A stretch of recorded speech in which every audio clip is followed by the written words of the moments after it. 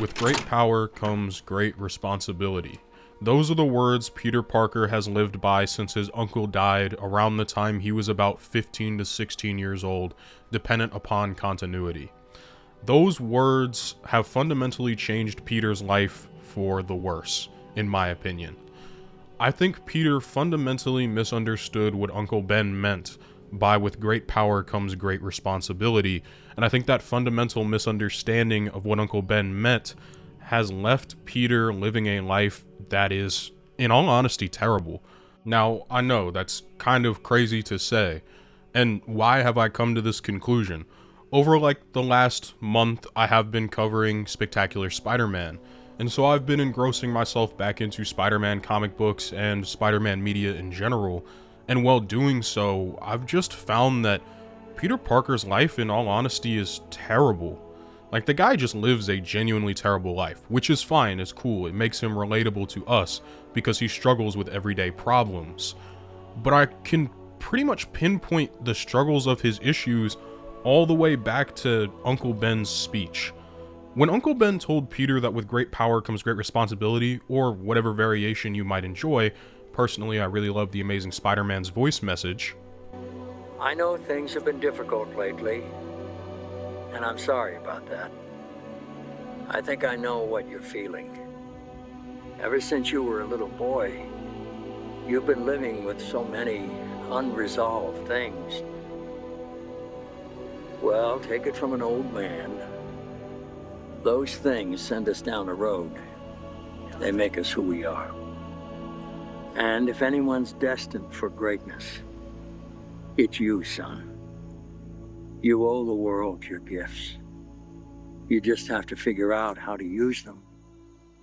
And know that wherever they take you, we'll always be here.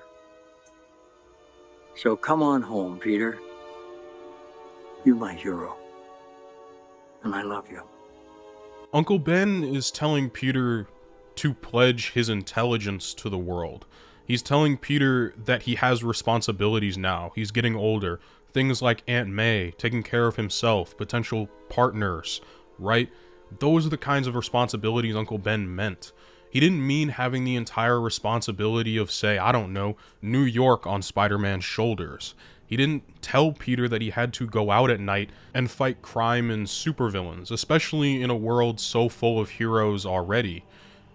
Peter did this at the ripe old age of 16 out of nothing more than guilt. Guilt for the fact that he feels responsible for Uncle Ben's death in a lot of continuities, all because he fails to stop a crime. And while that's all in good, it's that same level of guilt that causes Peter to constantly and consistently put himself and his life on the line and put himself in danger constantly, from the ripe old age of about 15 to 16 years old. Like, the dude is extremely young. I couldn't imagine doing what he did when I was 15 or 16 years old. And it's not like Peter doesn't already have enough on his plate. In most continuities, Aunt May genuinely cannot make ends meet, and so Peter has to make ends meet with her. He has to help her.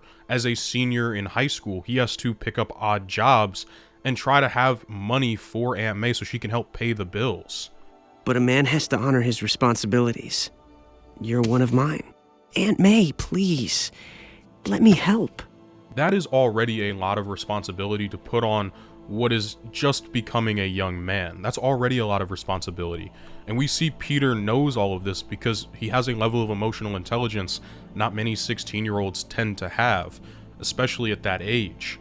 And so to put that on top of the responsibility of being Spider-Man, it's a lot to put on somebody. And I don't think it's Uncle Ben's fault. When Uncle Ben gives typically his speech about great power and great responsibility, he's trying to empower Peter to make the world better using his gifts. But I don't think he ever meant for Peter to make the world better by putting himself on the line at such a fundamental level, facing death on a daily basis since he was about 16. And now, of course, there is the argument that Spider-Man is the best thing that's ever happened to Peter's life. Peter says that on occasion as well, depending upon continuity, that Spider-Man is the best part of his life. It's the part of his life where he doesn't have to be that tiny bookworm nerd, but Peter can express himself. There's a reason he oftentimes quips and talks shit to a lot of his enemies, because that's really who Peter is. when he's not pretending to be that nerd. He's letting out a separate part of himself that he doesn't get to when he's just Peter Parker, which is all fine and good, but Spider-Man comes with more drawbacks than it does benefits. For example, a lot of the times writers will have Peter Parker and Spider-Man at odds. Of course, that's probably when Spider-Man comics are done at their best, is when Spider-Man's life going well means Peter's is going bad and vice versa. But that constant narrative tug leads us to the realization that Spider-Man objectively is just bad for Peter's life. It has ruined more relationships than it's gained him.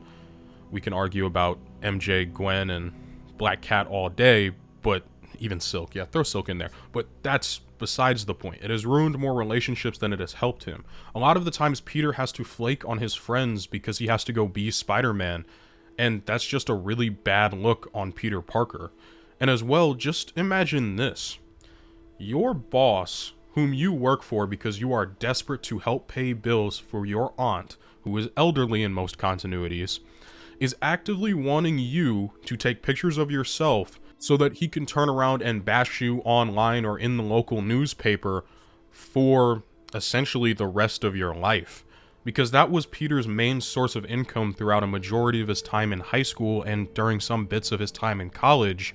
He had to take pictures of himself, and he essentially had to sell himself to a man he knew would tear him down on an emotional level every single day. Now granted, I don't think J. Jonah's a bad guy, in all honesty, because he oftentimes goes to bat for Peter. So it's really a hard dynamic for Peter Parker emotionally, because on one hand, Jonah does care for the guy, and will continue to go to him for work, but on the same hand, Jonah is actively bashing him in the media, and is constantly making his life a living hell in the public eye of New York, because Jonah doesn't believe that Spider-Man is a hero. But Peter is trapped in a vicious cycle of constantly having to go to J. Jonah Jameson and give the photos because the dude needs the money badly. Jess! Stop! Not now. Still not now. I pay you because for some reason that psycho Spider-Man will pose for you. Spider-Man won't let me take any more pictures. You've turned the whole city against him. A fact I'm very proud of. If Peter wasn't Spider-Man, he never would have lost Gwen, for example, during his college years. Gwen would have never died, and while Peter and Gwen may or may not have ever gotten together, without him being Spider-Man, he wouldn't have had to have gone through the heartbreak that it is when you have to lose a loved one, especially knowing that it is your fault. For as much as I wouldn't blame Peter for the situation, it's really hard for him not to blame himself, and that is a constant theme we see through Spider-Man, comic books, and other parts of media, is that Peter Parker will constantly put the blame of just about anything that happens in his life on himself. It's the type of person Peter is. He is never going to really blame others, but he would rather blame himself.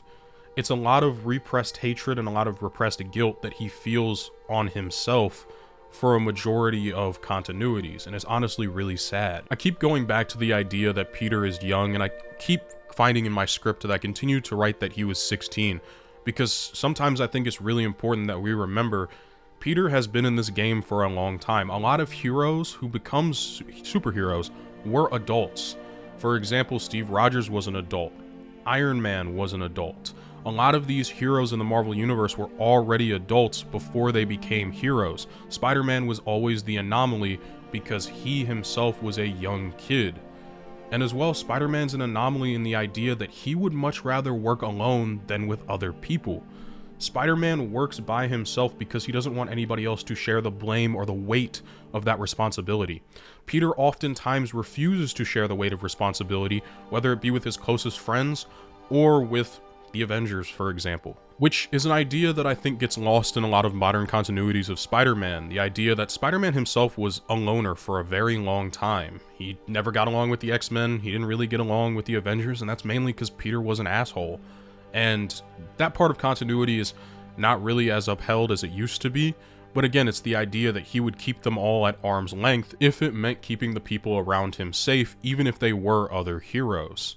So not only on an emotional level does Peter have to oftentimes keep a lot of people shut out from his life, Peter also has to deal with the idea that a lot of opportunities to him are just not available. I'm going to take this back to Spectacular Spider-Man because I've been watching the show a lot as I've been covering it these last 2 months. In that show, Peter Parker has to take photos of the Lizard so that he can get money for Aunt May, But in the same process, he basically left all of his friends in the dust and refused to help them when everybody who worked at ESU's lab that we saw was helping Kurt Connors try to turn back from the lizard. Peter abandoned them because he had to go be Spider-Man, but he can't tell them that.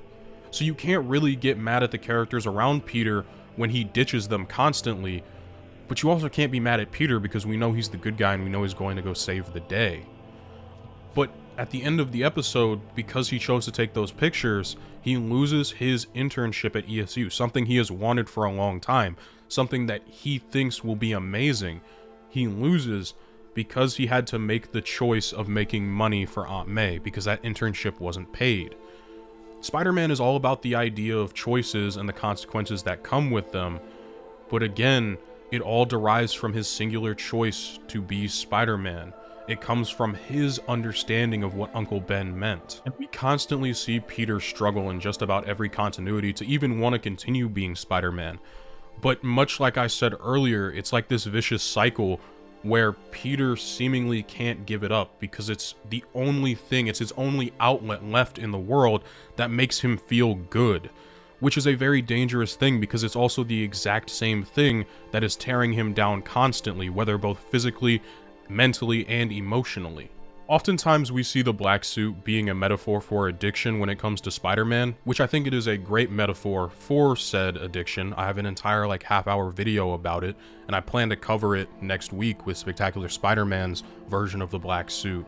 But I think something we should really start to look at is Spider-Man itself is kind of an addiction because it sets as an outlet for Peter Parker to use to express himself and to be something he's not when he is just Peter Parker.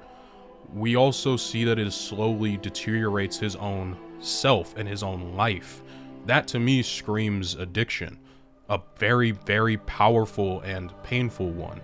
He's not necessarily physically dependent, but mentally and emotionally dependent upon being Spider-Man.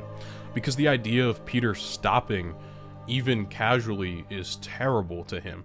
For example, I tend to think back to Sam Raimi's Spider-Man 2, when Peter's emotional well-being has been torn down so heavily from both the loss of Mary Jane as he had to push her away emotionally and physically because he had to be Spider-Man despite loving her. Again, another trope of Spider-Man getting in the way of Parker's life. But as well, his Spider-Man life is also not going well.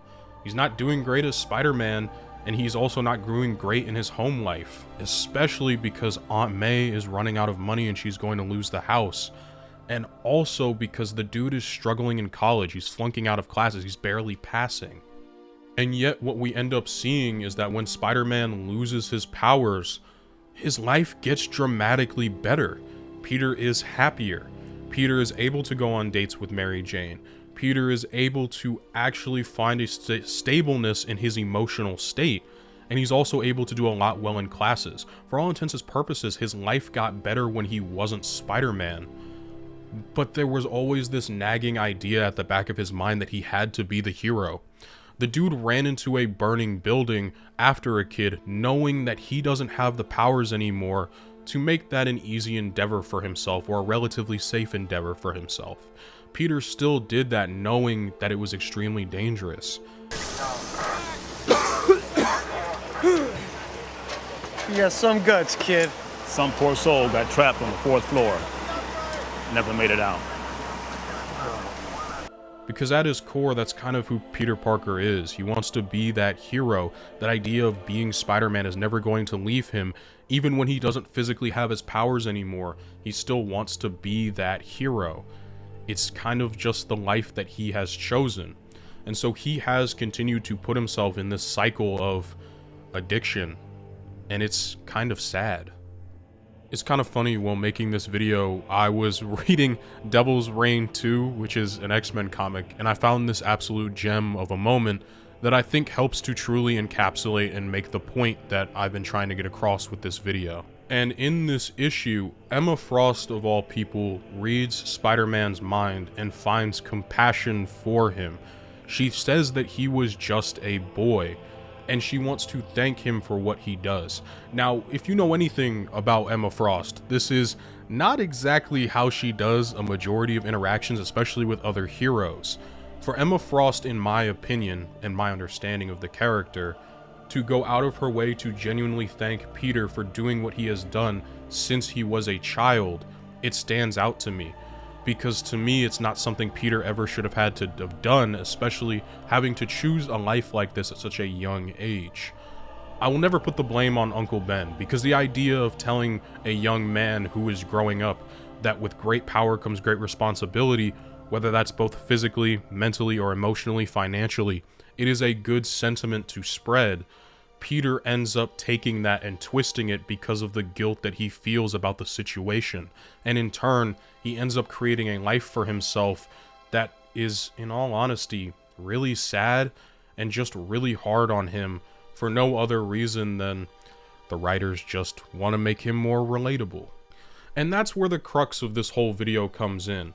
All of this is dependent upon the writer and how they give Peter wins and losses in his own life. For example, I've spoke a decent bit about Spectacular Spider-Man in this video, again, because it's fresh in my mind, very fresh. Peter in that show collects a decent amount of wins comparatively to his losses. Now, he loses more than he wins in that show, and I think when making a good Spider-Man movie, TV show, comic, whatever, Spider-Man has to lose more than he wins because that's part of his core character. But it's important that he wins almost as much as he loses. That way it doesn't just feel like we're watching a poor kid get tortured, somebody who has chosen to be a part of this life because of something that his uncle had once said to him and a guilt that he feels that keeps him going.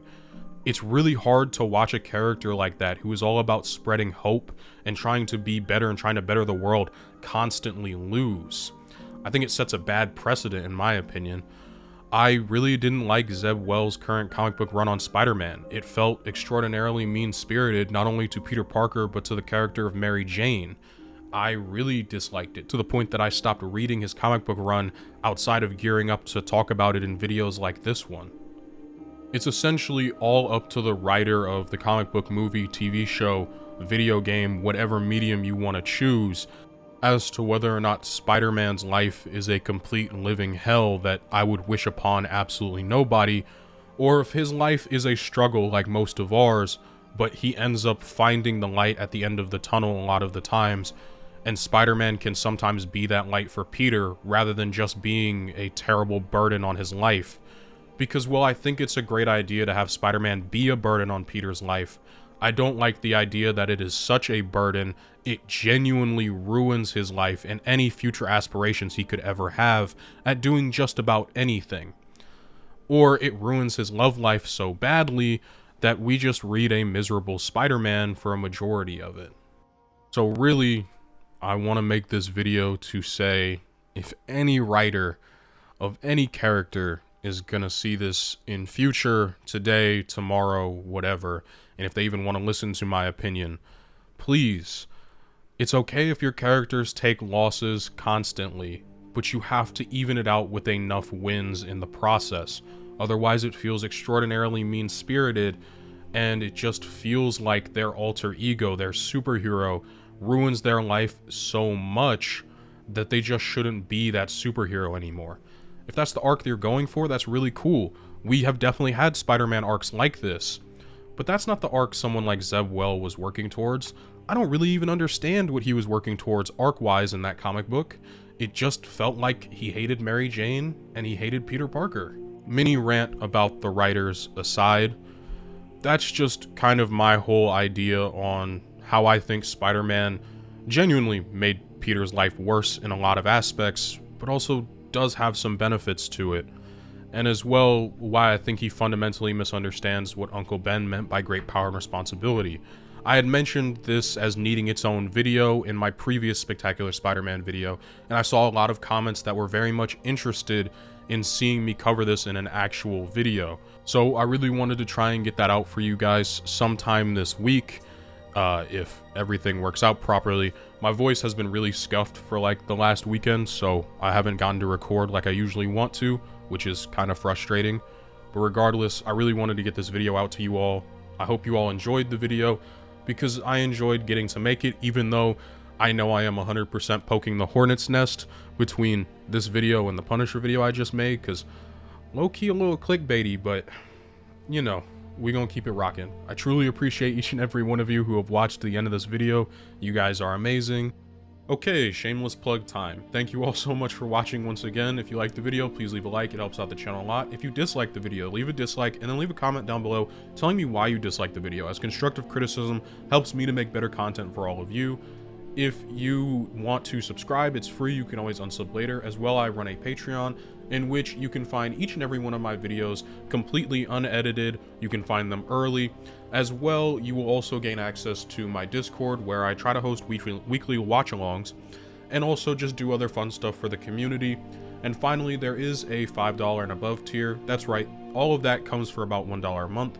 In the $5 and above tier, you'll get shouted out at the end of each and every one of my videos, just like these lovely people here. So shout out East Sibbert 13, shout out Gabriel LaFonte, Transgears1, Video Gamer 75, shout out Golden Boy 420, Dakota Rawson, Donovan Gomez, and MC Bomb 27.